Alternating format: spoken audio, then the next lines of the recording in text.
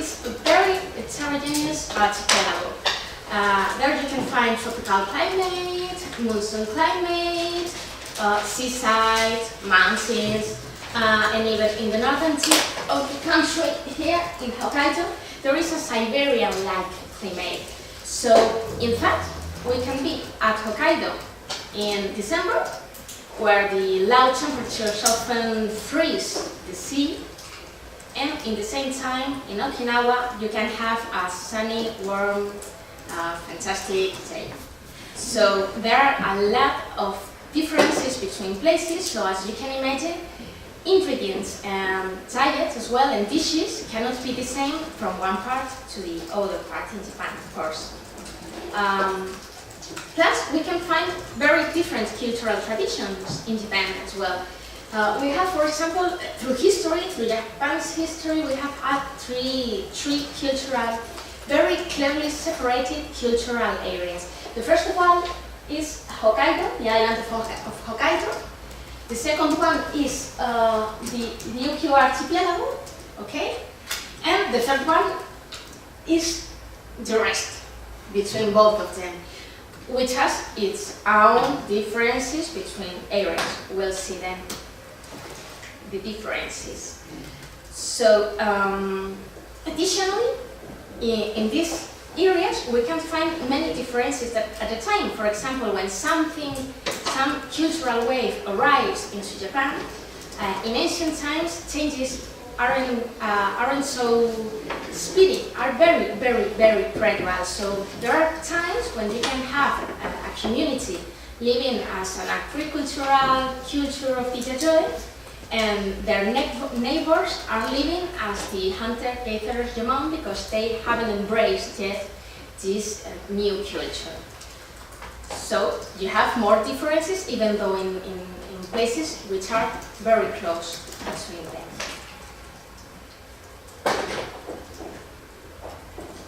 As if it wasn't hard enough, we have two very chronological and cultural differences between these three areas we have talked about. This line is the line for the Ryukyu, the archipelago in the south. As you can see, the Ryukyu were practically independent until the Meiji Restoration. They were very independent of Japan, but their influences were from the continent, from China especially. But they didn't have too much influence from the rest of the Japanese islands, so it's a very independent culture. The middle line is the line of Hokkaido, the northern island. Hokkaido, as you can see, at the beginning were the same than in the upper line, but it's soon split in two different ways. So Hokkaido did have their own cultural development, and they even have the Ainu, which are a tribe which still live today. They are, I don't find a word like that. Indigenous? Indigenous, thank you very much. I think they were recognized recently.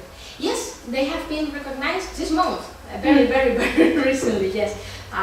They have been indigenous since the 3rd century onwards, and they have been very recently recognized as indigenous people of Japan. And then we have the rest of Japan, let's say like that, whose historical development is the one you've probably heard about, because it's the one in the official historical discourse. So we have the Heian, the Middle Ages, Edo, so and in some moments, in these times, there were some external influences that arrived to Japan, and those external influences are the ones we are talking about today. These times were in the Yayoi, with the arrival of some influences from the continent, Korea and China as well, the introduction of Buddhism, the arrival of the Europeans in the 16th century, and lastly, the Westernization in Meiji Restoration and onwards. So let's begin. For the beginning, let's start with the beginning. In the history, it is known as well as Jomon culture or Jomon period. The Jomon in the Japanese island lived in straw huts. As you can see, they were hunter-gatherers, and they prayed to nature gods. They practiced fertility cults, and they ate their foods, and they cooked and stored their foods in pottery recipients with gorgeous decorations, as this you can see here. The Jomon got their food from their environment, as they were hunter-gatherers. They didn't have an agriculture development. So communities near the sea would eat fish and seafood, and the ones living inland would hunt wild animals, like, for example, boars or deer or bears. Maybe they will fish freshwater fishes or gather forest berries or nuts or roots, depending on the current season. So, depending on the season, as you can see in this chart, for example, some of these groups could be seaside, near the seaside, searching for more convenient sources of food there.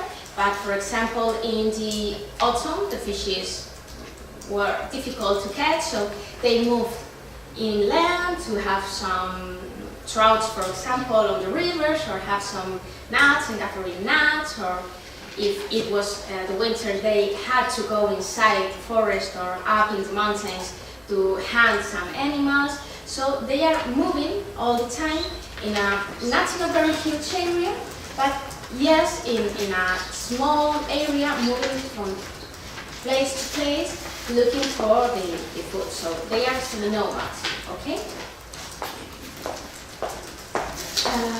We know very little about the way they processed their foods, but archaeology has given us some hints on how could it be. For example, an analysis of the interface, this is a Jomon pottery as well.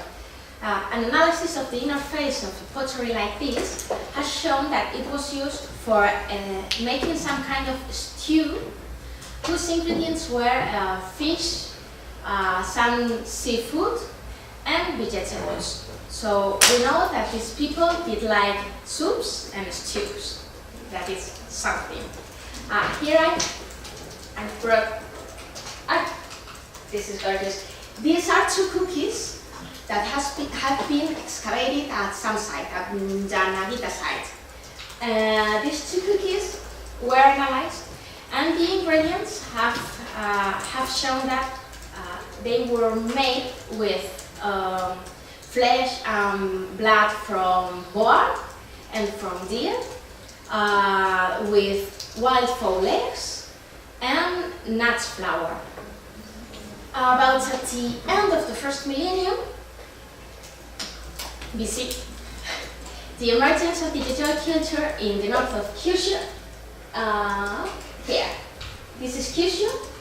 This is the closest island to the continent. This is the Korea Strait, and all the continental influences come to Japan precisely here, in the north of Kyushu.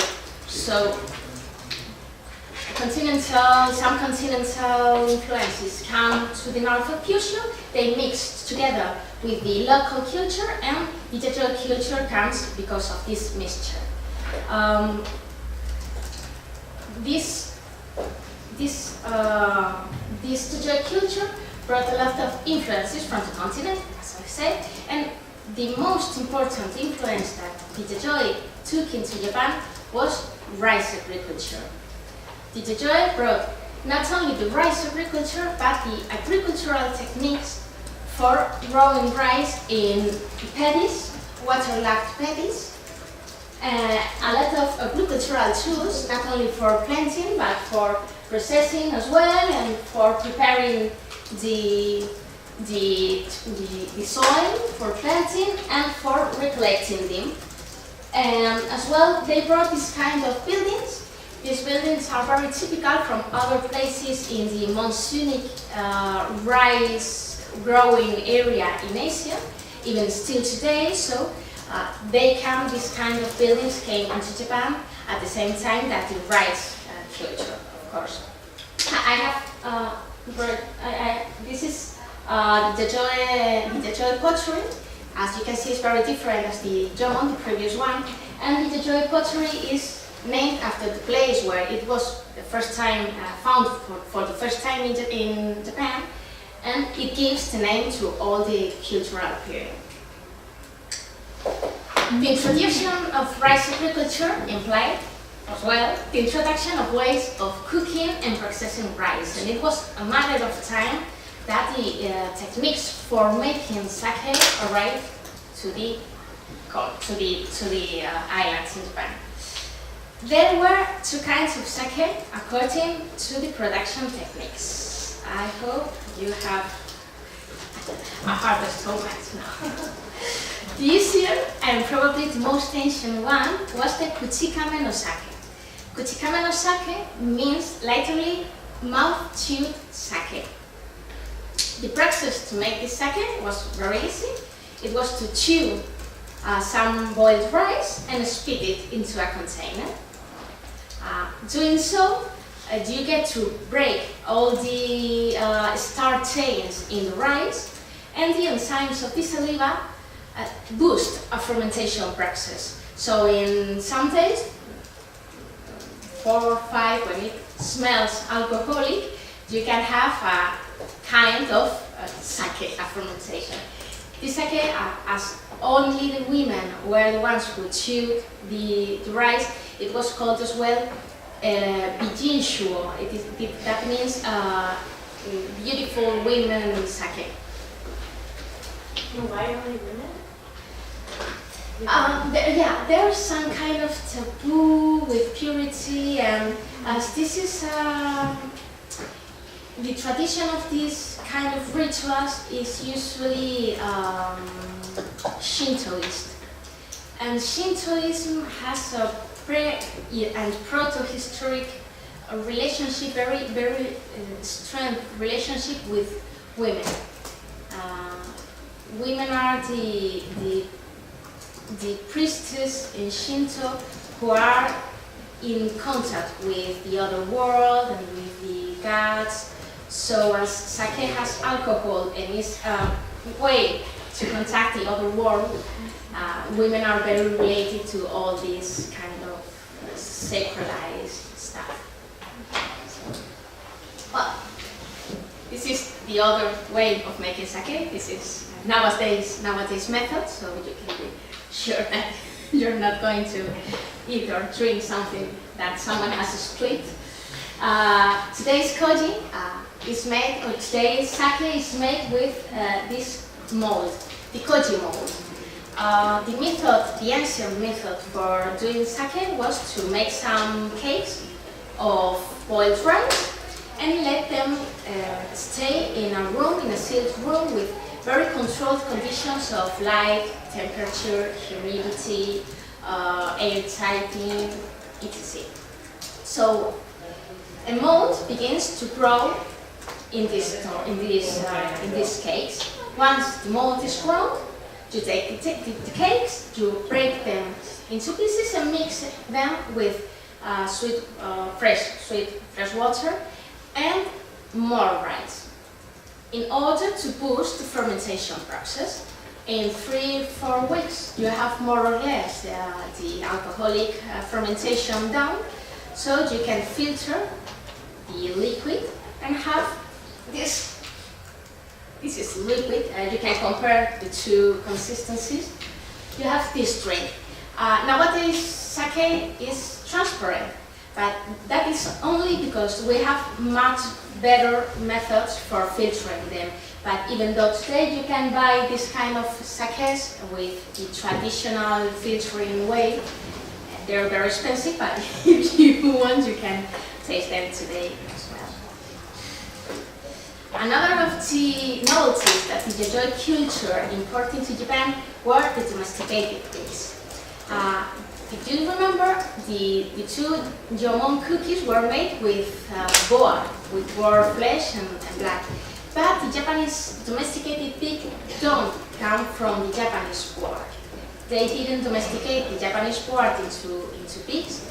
They did import the domesticated pigs into Japan. DNA analysis of the remains of these Yayoi pigs have linked these animals with continental species, probably which came from the continent via Korea. These pigs were kept in small circular farmyards, like this we can see, and these farmyards are very similar to other farmyards we can find nowadays. This is an actual farmyard in Monsonic Asia as well. So we think the influx came via Korea, and these traditional farmyards were the ones we have excavated in Japan. As well, remains of big lower jaws with holes attached to the stick, here you can see the stick, have been found in some places, and researchers think that they have the possibly it is some kind of religious ritual related to these pigs, but we are not sure which kind of ritual. But it seems like it's very usual to find them, so it's not something concrete in a place of someone who is bored and put this stick into the pig's jawbone. No, it's something that we don't know why and we don't know how, but they use them possibly with some ritual purpose. Then we have the Kofun era, and in the Kofun era, the cattle was introduced into Japan as well, and it was well introduced from Korea. Cattle were native to Japan, so they came via Korea, and along with the oxen herds, these animals' meat came to take part of the Japanese diet. But not only this Japanese meat. There is no clue about the use of dairy products in protohistoric Japan, but some ancient texts tell us about the use of so. We know that so was made with the fat of the milk skin. We don't know whether if it was more a kind of cheese or a kind of butter. We don't know if it was boiled or cooked or if it was fermented. We don't know. We only know that so was a very expensive and very exclusive dairy product, but it's the only dairy product we've heard about in the ancient text. So this is, see? Yeah. How is it called? So. S-O. That's it. S-O, like that. In Japanese, so, the same than Spanish, so. As well, salt production in Japan made an upgrade in Kofun area. These technical advanced, we can study them from some industrial production centers that have been excavated near the Sea of Kanto in Japan. The Kanto region is the region among Tokyo Prefecture and the prefectures around it, okay? The new way of making salt was easy and more efficient than the previous one because you only have to have liters of seawater. That's why all the production centers, this is the sea, or it pretends to be the sea, were in the shore side, and you have to take the seawater and boil it until it's completely evaporation. So you only get pure salt. You don't need to have salt with ashes like the previous times. The salt served as a food preserver, of course, and it was used for making some elaborate recipes. One of these recipes is jang. Jang is the Chinese word for this kind of dish because we don't know the Japanese word for this. We know that they for sure had it, but we don't know how did they call them because the ancient texts usually are written in Japanese, in Chinese, so they use the Chinese word for it. Jam is a fermented paste. It is made with koji, the mold that we used for the sake fermentation. It is made with koji mold, salt, and meat, fish, or vegetables. In fact, the soy jam is the ancestor of the soy sauce that we can eat today. There were other methods to preserve food as well. For example, we have the nare sushi. The nare sushi, you can still today have some nare sushi in some places in the inland lakes of Japan. The arrival of the Buddhism in 552 implied the introduction as well of the vegetarian diet called Sojin Ryori. The Sojin Ryori is typical from the monasteries because Buddhists, as believers in reincarnation, don't eat meat. Because, well, you know, it is not pleasant, for example, to have your reincarnated uncle for dinner. They avoid the consumption of this kind of foods. In order to get a higher amount of nutrients, to compensate this lack of animal protein, they had a different diet, and they cooked, for example, with vegetal oils. The Buddhists introduced, for example, the sesame into Japan, and they cooked the foods, especially boiled, and they made soups. These soups were seasoned with different spices and with some ingredients like the miso paste, which is a version of the soy jam. And in the 8th century, they came with new foods like the tofu, which was produced for the first time in China, and it was produced adapting cheese-making techniques from the northern nomads. As well, in the 8th century, soups began to be complemented with noodles, which became very popular in Japan, and the tea was introduced, which became very popular in medieval age, where the Bushido ideology shaped the tea ceremony or the wabita. As Bushido proclaimed a very modest way of living, simpler foods became easy. That's the case of the namasu. The namasu, as you can see, is a raw slice of fish with a vinegar-based dressing sauce poured over it. Namasu is in fact the ancestor of today's sashimi. With the spread of Buddhist beliefs, as you can imagine, meat and eggs began to be not very present in the Japanese diet, but nonetheless, the vegetarian diet wasn't always observed. By mid-16th century, the Spanish and the Portuguese came in contact with Japan. These Japanese, Spanish and Portuguese were called Namban. Namban means the southern barbarians because they came from the south islands of Japan. So they were the barbarians who came from the south.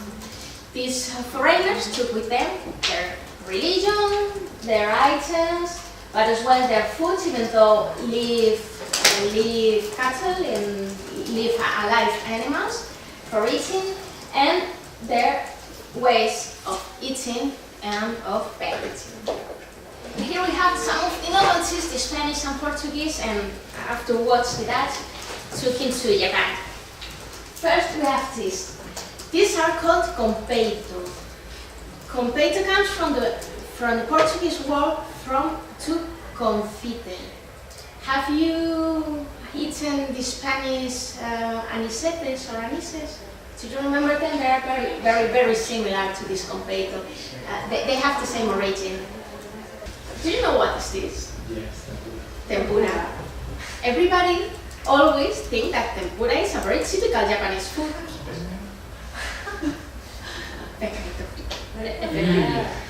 Tempura comes from the word tempora at Cuaresma. Do you understand? Tiempos de Cuaresma. It is a Lent food eaten by Spanish and Portuguese. So Tempura is very typical from the Iberian Peninsula, and they became a very typical dish in Japan as well. Then we have the casutera. Casutera is a sponge cake, very typical from the South Islands. Specifically from the South Islands with pork, commercial pork with Castilla. Casutera, Castilla. The name comes from there. Today's casuteras, traditional brands, always have some kind of Namban design over them. So, and of course, wine and beer, which was an indispensable item in the European cargo, not only for trading but for having as a food as well by the people on board. As you can imagine, in an era of such a great interchange of culture, ideas, and people, it was a matter of time that these novelties were absorbed by the locals. And in the 7th century, it was a century of very great cultural activities, and great capitals like Edo. Edo is nowadays Tokyo, were the gathering place of new artist expression and a very, very busy place to live. So, in Edo crowded streets, where people were always hurried from here to there and didn't have time for a relaxing meal, snacks and fast food appeared as an easy way of having a quick bite. For example, street stands did their appearance here, and it was the very first time we can find this kind of street stands selling fast food. And tea houses would sell snacks like sashimi and sushi, which were very easy to have on the move and eating even with the hands, so you can have a quick peek and continue doing your life. And for example, the soba, which is very, very quickly to prepare and to serve, so you don't have to wait for a long time to have your soba ready for eating. But in the 7th century as well, with the persecution and expulsion of the Christians from Japan, encouraged by Dutch traders who wanted to control the Spanish market in Japan, so they encouraged the dark legend of Spain, and finally the Spanish and the Christians were expelled from Japan. And the general crisis in Europe as well, made the Dutch traders quit from the Asian routes in general. So it began a long period of isolation in Japan that was only broken in 1853 when an American fleet led by Commodore Perry arrived to the port of Edo and forced the Japanese government to reopen the trading ports and accelerated the end of the feudalist system. This end arrived in 1869, yes, when the Meiji Emperor restored the imperial throne to favor the westernization of the country. He had the intention of modernizing the country and turning it into a leading power. So, with this intention, they sent Japanese students abroad to Europe and America to learn about technologies, sciences, art, and bring them back with this knowledge in order to actualize the Japanese knowledge. These students came back, but they came back not only with their knowledge, but with Western customs as well. So they began to import those clothes and those products they had used to while staying abroad. They demanded Western-like services, Western-like foods like sandwich. First time the sandwich appears in Japan, and Western-like restaurant became to be the fancy places to go if you wanted to be seen as a trendy person. So this is like the beginning of the Westernization. This Westernization not only brought a wide range of new foods, but some of these new foods were no longer imported, but produced in Japanese territory. It is the first time that, for example, wine or beer or Worcestershire sauce was produced in Japan itself with Japanese brands. The introduction of pasteurization at the beginning of the 20th century permitted the commercialization of milk in Japan, which was a very rare item until then. And in fact, in the first times, it was only recommended for ill people, children, very ancient people, or breastfeeding women. In more recent times, everybody, post World War II, more or less, they began to have drink everybody, not only the old people or the people who were weaker. This will be too. This is the moment where the Kobe beef. Have you heard about the Kobe beef? The Kobe beef began its commercial distribution. Kobe was the place who supplied, from where it came, supplied the Yokohama commercial port.